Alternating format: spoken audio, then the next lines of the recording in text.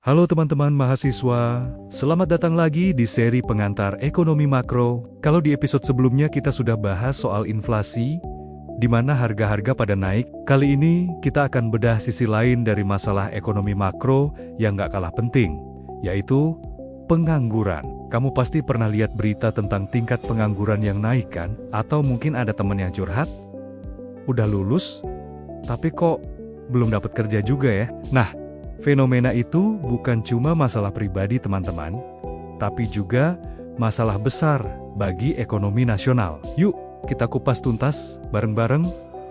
Jadi, apa sih sebenarnya pengangguran itu? Secara sederhana, pengangguran adalah orang yang termasuk dalam angkatan kerja, tapi belum punya pekerjaan.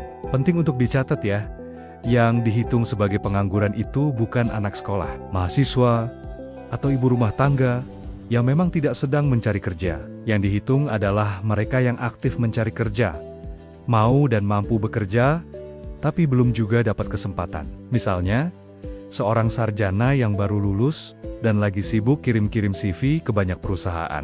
Nah, dia termasuk dalam kategori pengangguran. Ternyata, pengangguran itu ada banyak jenisnya. Loh, tergantung apa penyebabnya. Mari kita bedah satu persatu. Pertama, ada yang namanya pengangguran friksional. Ini terjadi karena adanya perpindahan pekerjaan sementara. Misalnya, kamu baru saja resign dari kantor lama, dan butuh waktu beberapa minggu atau bulan untuk mencari dan mendapatkan pekerjaan baru. Jeda waktu inilah yang menciptakan pengangguran friksional. Ini wajar banget terjadi di ekonomi yang dinamis. Kedua, pengangguran struktural. Ini lebih kompleks, karena terjadi akibat perubahan struktur dalam ekonomi. Contoh paling gampang, saat teknologi baru muncul dan menggantikan peran manusia, dulu butuh banyak kasir di supermarket, sekarang makin banyak yang pakai mesin kasir otomatis. Pekerja yang keterampilannya tergantikan ini, bisa jadi mengalami pengangguran struktural.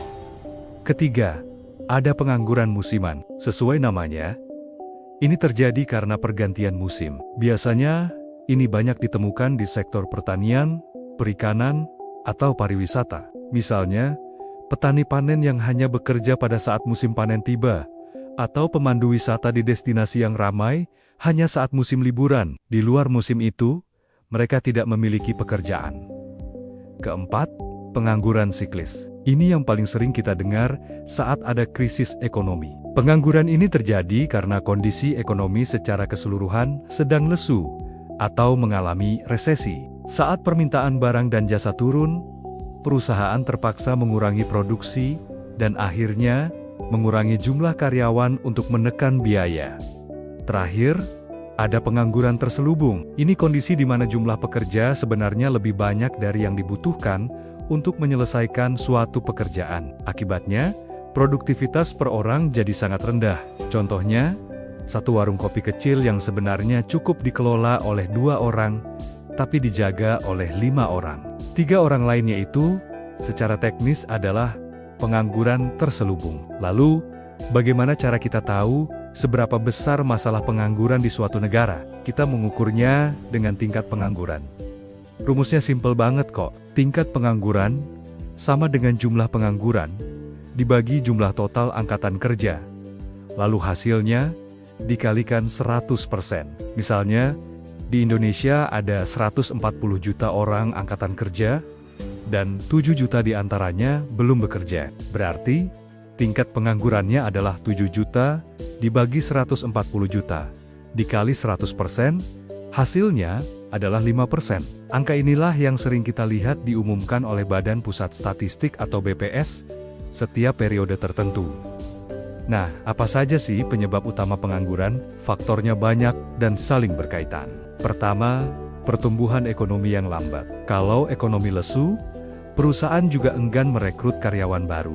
Kedua, perubahan teknologi yang cepat bisa membuat beberapa jenis pekerjaan jadi usang. Ketiga, laju pertumbuhan penduduk yang tidak diimbangi dengan penciptaan lapangan kerja yang cukup. Jumlah pencari kerja jadi membludak, sementara lowongannya segitu-gitu aja. Dan yang terakhir, adanya ketidaksesuaian antara keterampilan yang dimiliki tenaga kerja dengan yang dibutuhkan oleh industri. Inilah kenapa peningkatan kualitas sumber daya manusia itu penting banget. Pengangguran itu bukan sekadar angka statistik, teman-teman. Dampaknya sangat nyata dan bisa terasa di berbagai lapisan masyarakat. Dari sisi ekonomi, pendapatan masyarakat jelas menurun, yang berakibat pada turunnya daya beli. Kalau orang nggak belanja, ekonomi makin susah bergerak. Penerimaan pajak negara juga jadi berkurang. Dari sisi sosial, pengangguran yang tinggi seringkali berkaitan dengan meningkatnya angka kemiskinan, kriminalitas, dan ketimpangan sosial.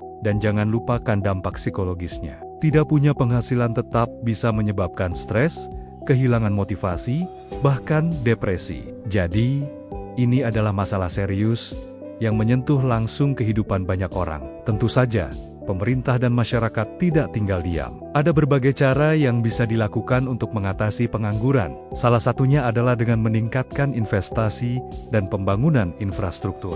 Proyek-proyek besar seperti pembangunan jalan tol atau pelabuhan bisa menyerap banyak sekali tenaga kerja. Selain itu, program pendidikan dan pelatihan kerja sangat penting untuk memastikan keterampilan para pekerja sesuai dengan kebutuhan industri modern. Pemerintah juga perlu mendorong semangat kewirausahaan dan mendukung UMKM, agar masyarakat bisa menciptakan lapangan kerja sendiri, bukan hanya menjadi pencari kerja. Dan yang tak kalah penting, menjaga stabilitas ekonomi makro secara umum, agar dunia usaha merasa aman untuk berekspansi dan merekrut karyawan baru. Di episode sebelumnya, kita kan bahas inflasi. Ternyata, pengangguran dan inflasi ini punya hubungan yang unik loh. Hubungan ini sering digambarkan dalam sebuah kurva yang disebut kurva Phillips. Secara sederhana, kurva ini menunjukkan bahwa dalam jangka pendek, seringkali ada trade-off antara inflasi dan pengangguran.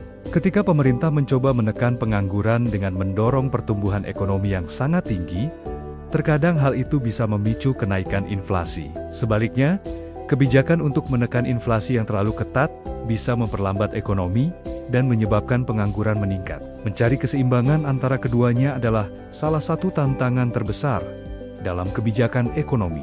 Nah, teman-teman, sekarang kamu jadi lebih paham kan kenapa pengangguran disebut sebagai tantangan ekonomi yang nyata. Efeknya begitu luas, mulai dari urusan dapur rumah tangga hingga kebijakan tingkat tinggi di pemerintahan. Sebagai calon ekonom masa depan, tugas kita bukan hanya menghitung angka, tapi juga memahami dampak kemanusiaan di balik setiap data yang kita olah. Terima kasih sudah menonton Pengantar Ekonomi Makro episode 5 ini. Semoga bermanfaat ya.